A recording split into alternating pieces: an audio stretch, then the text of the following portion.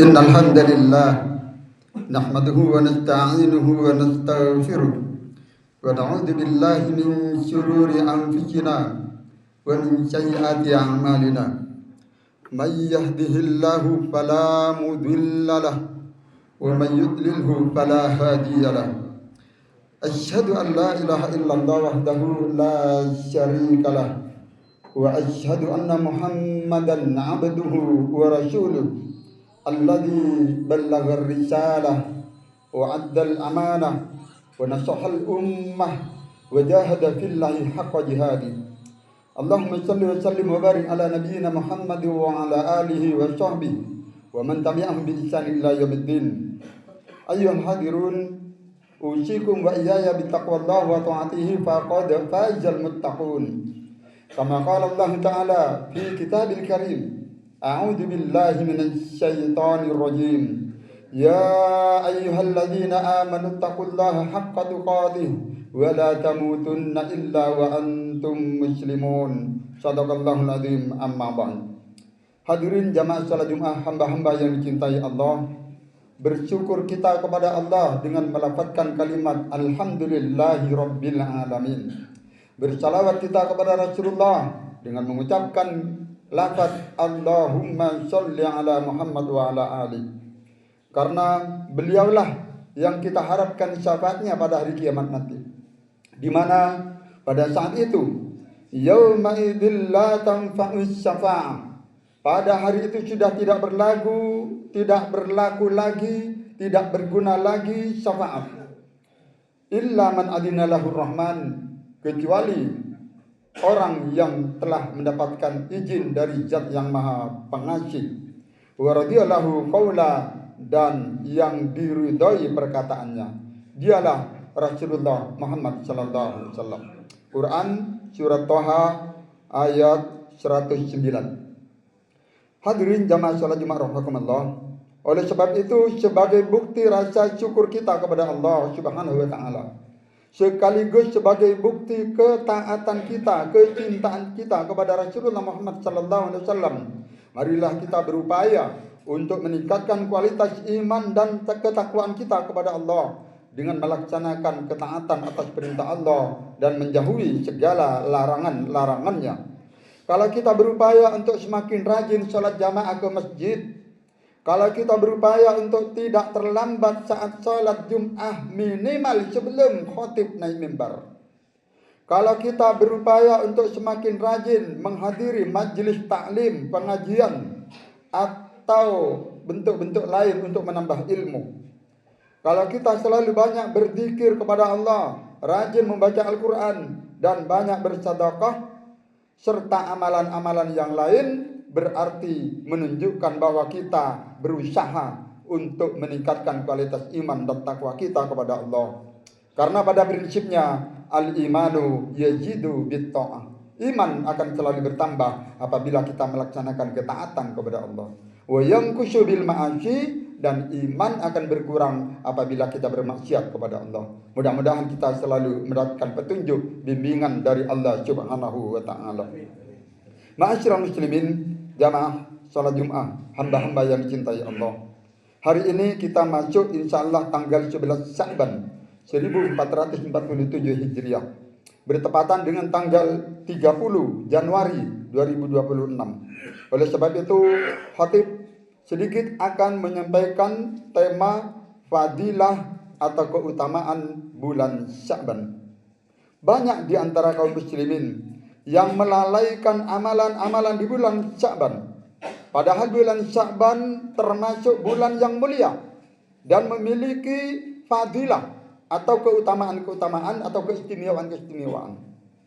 Nabi sallallahu alaihi wasallam pernah bersabda, "Dzalika syahrul yaghfulun nasu anhu baina Rajabin wa Ramadan."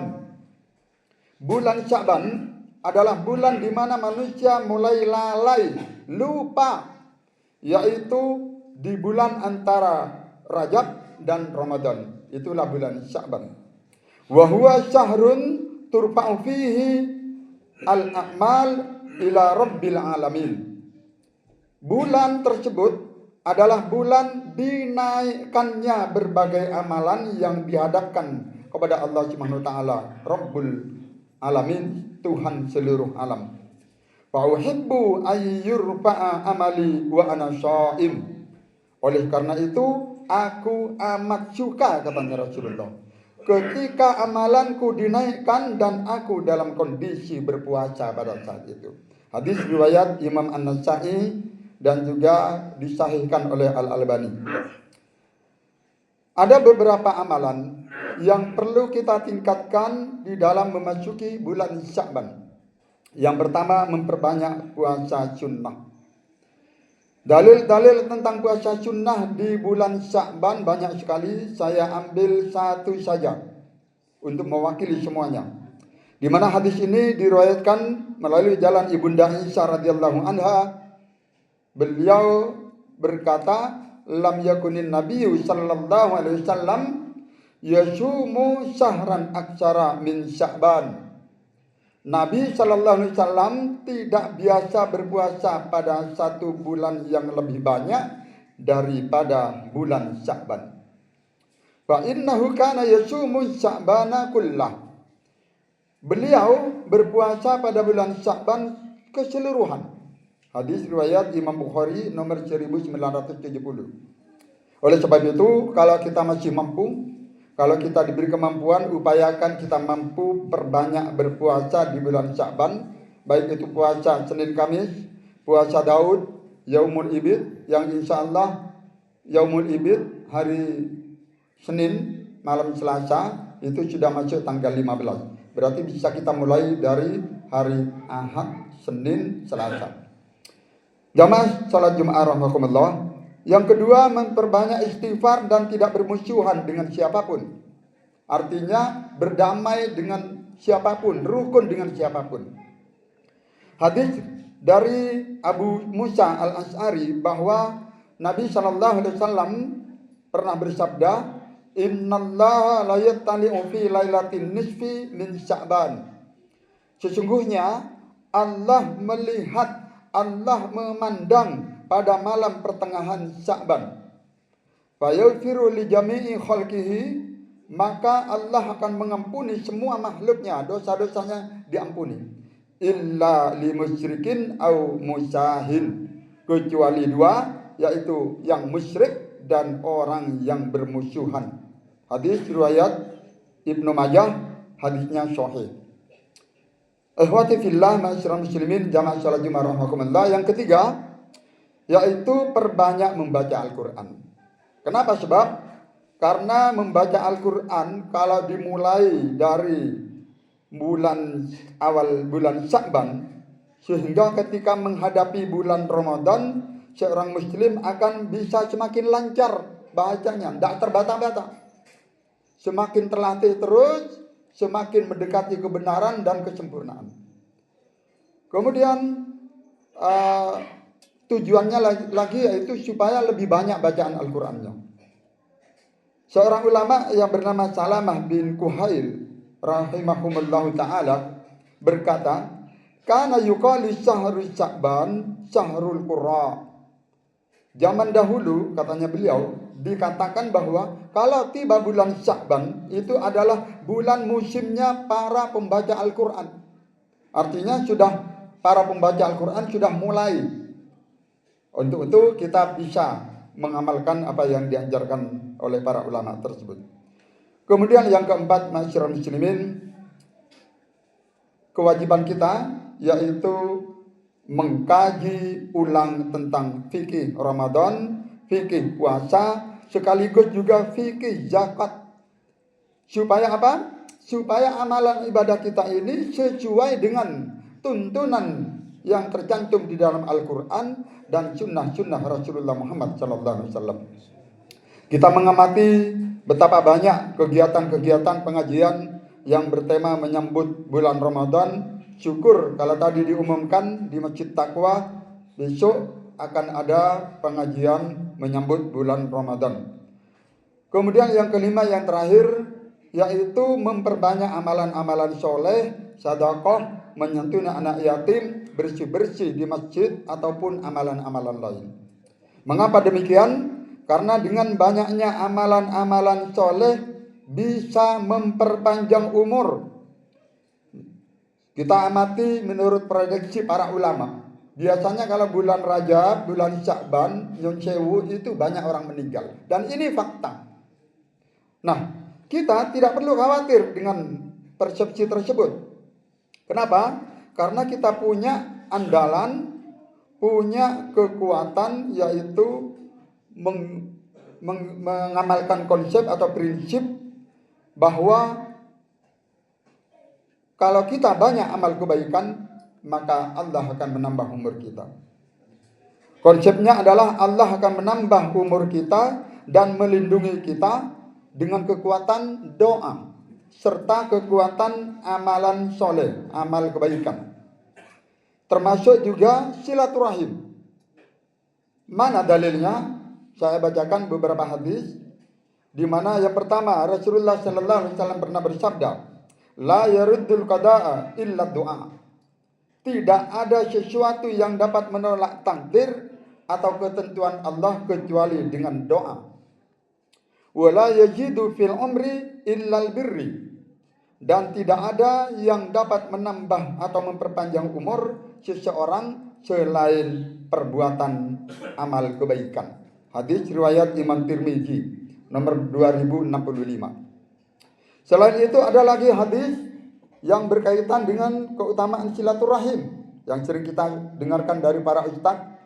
Man ahabba ayyubsata lahu fi rizqihi, barang siapa yang senang ingin diluaskan rizkinya, wa yunsa'alahu fi asyarihi, dan dipanjangkan umurnya, falyasim rahimahu, maka hendaklah ia menyambung silaturahim, hubungan silaturahim, hubungan persaudaraan yang kuat dengan saudara-saudara. Hadis riwayat Imam Bukhari. Jamaah salat Jumat rahimakumullah. Ada sebuah nasihat yang indah dari seorang ulama bernama Abu Bakar Al-Balkhi rahimahullah ta'ala. Beliau berkata, "Masalu syahri Rajabin karrih." Perumpamaan bulan Rajab adalah seperti angin. Wa masalu Sya'bana masalul ghaib. Sedangkan bulan Sya'ban seperti awan mendung membawa hujan. Wa masalu Ramadana masalul matar. Dan bulan Ramadan adalah seperti air hujan yang turun. Wa man lam yazra' wa yarish fi Rajabin, barang siapa yang tidak menanam di bulan Rajab, walam yashki fi Sya'ban, dan tidak menyiraminya di bulan Sya'ban, fa kaifa yuridu ayyashida fi Ramadan. Bagaimana mungkin dia akan memanen hasilnya, menuai hasilnya di bulan Ramadan. Ini salah satu motivasi bagi kita bahwa mari dimulai dari bulan Sya'ban ini kita upayakan semaksimal mungkin amalan-amalan soleh perlu kita tingkatkan. Mudah-mudahan Allah Subhanahu wa taala akan ridho atas segala amal perbuatan kita. Semoga kita akan menjadi orang-orang yang rajin melaksanakan amalan-amalan yang saya sebutkan tadi. Mudah-mudahan kita selalu hidup istiqomah di jalan Allah Subhanahu wa taala, dan semoga pula Allah akan mempertemukan kita dengan bulan suci Ramadan, insyaallah kurang lebih 20 hari lagi, dalam kondisi sehat wal afiat, rizki kita rizki yang barokah, serta umurnya juga barokah, sehingga kita bisa mengamalkan amalan-amalan lebih banyak di bulan Ramadan dengan baik, lancar, dan selamat dari segala musibah bencana, selamat dari takdir yang buruk, dan selamat dari wabah penyakit yang katanya sekarang menular, wabah influenza yang sangat ganas ataupun lain-lainnya. Mudah-mudahan kita akan dilindungi oleh Allah Subhanahu wa taala, dan mudah-mudahan jika kita wafat, jika kita dipanggil oleh Allah Subhanahu wa taala, wafat dalam keadaan husnul khatimah bi qauli la ilaha illallah Muhammadur Rasulullah. Amin ya rabbal alamin. Barakallahu li wa lakum fil Qur'anil Karim wa nafa'ani wa iyyakum bima fihi minal ayati wadh dzikril hakim. Aqulu qawli hadza wastaghfirullahu li wa lakum wa lisairil muslimina min kulli dhanbin fastaghfiru innahu huwal ghafurur rahim.